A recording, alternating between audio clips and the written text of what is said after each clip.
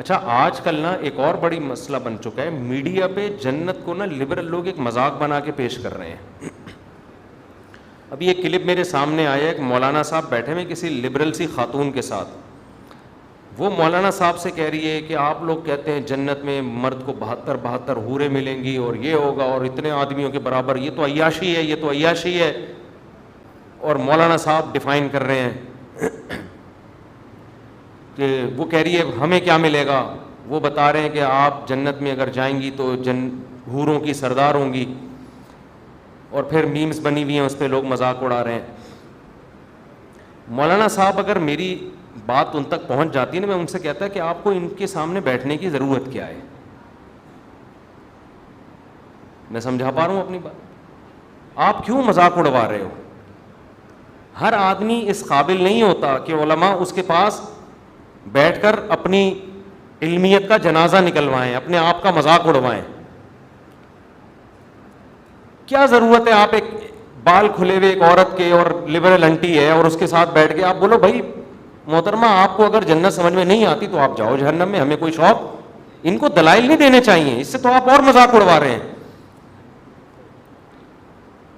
بات اس سے کی جاتی ہے جو بات سمجھنا چاہتا ہو, جو بات سمجھنا چاہتا ہو. ہر معترض کے اعتراض کا جواب نہیں. ہمیں کتنی دفعہ ٹی وی میں بلایا گیا فلاں کے سامنے بیٹھنا ہے, میں نے کہا میں بیٹھوں گا ہی نہیں فلاں کے سامنے, میں اپنی بے عزتی کے لیے بیٹھوں فلاں کے سامنے. آپ کہہ سکتے ہو اس کا مطلب آپ کے پاس دلائل نہیں ہے تبھی آپ کو بے عزت. دلائل ہیں, سامنے والا اس میں نہ سمجھنے کی صلاحیت ہے نہ وہ سمجھنے کے لیے بیٹھا ہے, وہ بیٹھا ہی مذاق اڑانے کے لیے. جنت جیسی حسین چیز کا جس کو اللہ اتنے ہی ہائی لائٹ کر رہا ہے, اتنا پروٹوکول دے رہا ہے, آپ اس کو مذاق بنا رہے ہو. یہ تو خدا کے غضب کو دعوت دینے والی بات ہے. ایسے لوگوں کو تو اللہ لازمی جہنم میں ڈالے گا کہ تم تو نہ صرف یہ کہ انکار کرتے تھے, تم تو اس جنت کا مذاق اڑایا کرتے تھے, آج تم کیسے مجھ سے یہ جنت مانگتے ہو. تو یہ جو بعض مولانا ٹائپ کے لوگ اس طرح لبرل انٹیوں کے سامنے بیٹھ کے ڈیبیٹ شروع کر دیتے ہیں, یہ بالکل غلط طریقہ ہے. کوئی علمی بحث ہو, کوئی اس میں کوئی ٹاک شوق ہو تو ٹھیک ہے, لیکن اس طرح سے جا کے مذاق اڑوانا. اب انہوں نے جب یہ کہا کہ آپ ان جنتی عورتوں کی سردار ہوں گی تو لوگ ہنس رہے ہیں اس پہ. پہلی بات یہ کیوں سردار ہوگی, اس میں کیا سرخاب کے پر لگے ہوئے ہیں؟ اس میں کیا ہے یہ کیوں سردار ہوگی جنت؟ خیر انہوں نے تو یہ کہا تھا اگر یہ جنت میں چلی جائے. یہ بہت زیادہ اعتراض کیا جاتا ہے کہ جنت میں عیاشی ہے, 72 حوریں مردوں کو ملیں گی, یہ تو عیاشی ہے, شراب اور یہ. تو بھائی ہم کب کہہ رہے کہ عیاشی نہیں ہے؟ جنت تو چیز ہی کیا ہے, عیاشی کی تو جگہ ہے وہ. اس میں کون سی ایسی کنفیوژن کی بات ہے؟ یہ تو جنت کا حسن ہے کہ عیش و عشرت کی جگہ ہے. اور یہ جو اعتراض فضول قسم کا کہ عورتوں کو کیا ملے گا جب مردوں کو حوریں مل رہی ہیں, کوئی جنت جو عورت شریف ہوتی ہے وہ ایک سے زیادہ مرد کی متلاشی بولو وہ ہوتی نہیں ہے.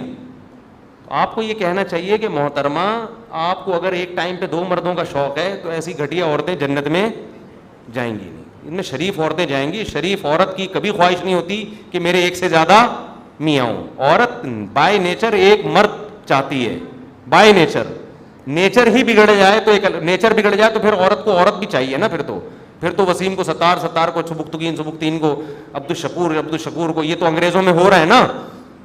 ارے انگریزوں میں جب بچہ بالغ ہوتا ہے تو پھر پوچھتے ہیں بیٹا میل چاہیے کہ فیمیل, بہو کس کو بنا کے لاؤں, فیمیل کو بہو بناؤں یا میل کو. جب فطرت مسخ ہو جائے تو پھر تو اب آپ کہو کہ ایک آدمی کو شوق ہی میلز کا ہے. اب وہ کہہ رہے جنت میں جنتیوں کو حوریں ملیں گی, مجھے تو شوق ہی میل کا ہے, مجھے کیا ملے گا؟ تو پہلے یہ تو ثابت کر تجھے جنت بھی ملے گی کہ نہیں ملے گی. بھائی ایسے لوگوں کو جنت ملے گی نہیں جو فیمیل کے بجائے کس کا شوق رکھتے ہوں.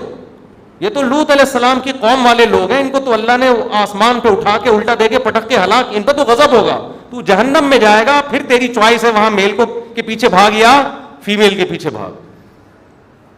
تو جس عورت کو ایک سے زیادہ مردوں کا ایٹ اے ٹائم شوق ہے وہ عورت نہیں ہے, وہ نیچر سے ہٹی ہوئی ہے. جانوروں میں دیکھ لو نا اس کی مثالیں, جانوروں میں آپ اس کی مثالیں دیکھ لیں.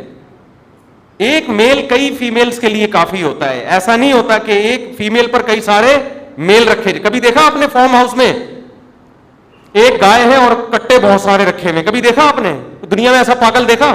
ان عورتوں کا اصل جواب یہ ہے, ان کا علمی دلائل سے جواب نہیں ہوتا, ان کا جواب انہی کی بات کو انہی پہ لپیٹا جائے. کبھی دنیا میں ایسا دیکھا کسی فارم والے نے ایک بکری رکھی ہوئی اور 8 بکرے رکھے ہوئے ہوں, کبھی دیکھا؟ وہ بکری تو مر جائے گی تھوڑے دنوں میں. یہ جو میرا جسم میری مرضی کے نعرے لگے تھے نا, اس پہ کسی نے ایک مرغی کا دکھایا, 1 مرغی اور 10 مرغے کا, اور بڑی اچھی میم بنائی تھی. وہ مرغی بالآخر اس دار فانی سے کوچ کر گئی, واقعی مر گئی, حقیقت ہے. تو انہوں نے دکھایا میرا جسم میری مرضی والی عورتوں کا انجام دیکھو. تو یہ الٹا ہے, یہ سوال ہی بیہودہ ہے کہ عورتوں کو کیا ملے گا جب, یعنی مردوں کو اتنی عورتیں, یہ زیادہ عورتیں رکھنا یہ مرد کی نیچر ہے, زیادہ مرد رکھنا عورت کی نیچر بولو نہیں ہے. شریف عورت ایک شوہر سے کے علاوہ نہیں چاہتی کسی کو, چاہ رہی ہے تو اس کا مطلب شرافت کیا ہے؟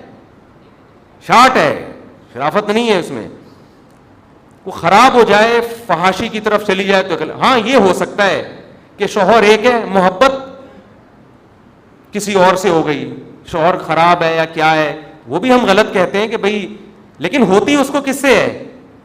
وہ ہوگی ایک سے ہی, اس کی ساری توجہ پھر اسی ایک, وہ چاہے گی یہاں سے طلاق لے کے میں اس کی بیوی بن جاؤں, لیکن یہ کبھی بھی نہیں چاہے گی اس کی بھی بن جاؤں, اس کی بھی, وہ والا بھی مناسب لگ رہا ہے, اس کی بھی بن جاؤں. یہ پھر یہ کیا ہے؟ یہ سیٹنگ آؤٹ ہے, یہ پھر عورت نہیں ہے. تو خیر کہاں سے کہاں, آج بات سمیٹتے جلدی سے ختم کرتے, ٹائم بتا دیں جلدی سے کیا ہو رہا ہے, 1:02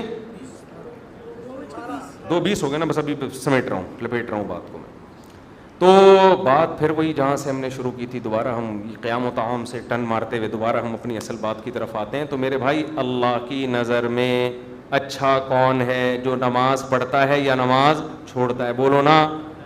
دیکھو ایک بات خوب اچھی طرح کھوپڑی میں بٹھا لو, اگر آپ اچھا بننا چاہتے ہو اللہ کی نظر میں, باقی ساری چیزیں ایک طرف, اللہ سب سے پہلے توحید کے بعد یہ دیکھتا ہے کہ بندہ نماز پڑھتا ہے کہ نہیں پڑھتا, باقی سب چیزیں بعد میں. کیونکہ الحمد سے لے کے والناس تک قرآن جو اچھے لوگوں کی تعریف کرتا ہے نا, اس میں کہیں بھی ایسا نہیں ہے کہ اللہ نے اچھے لوگوں کی صفات بیان کی اور سب سے پہلے نمبر پہ نماز کا ذکر نہ کیا ہو.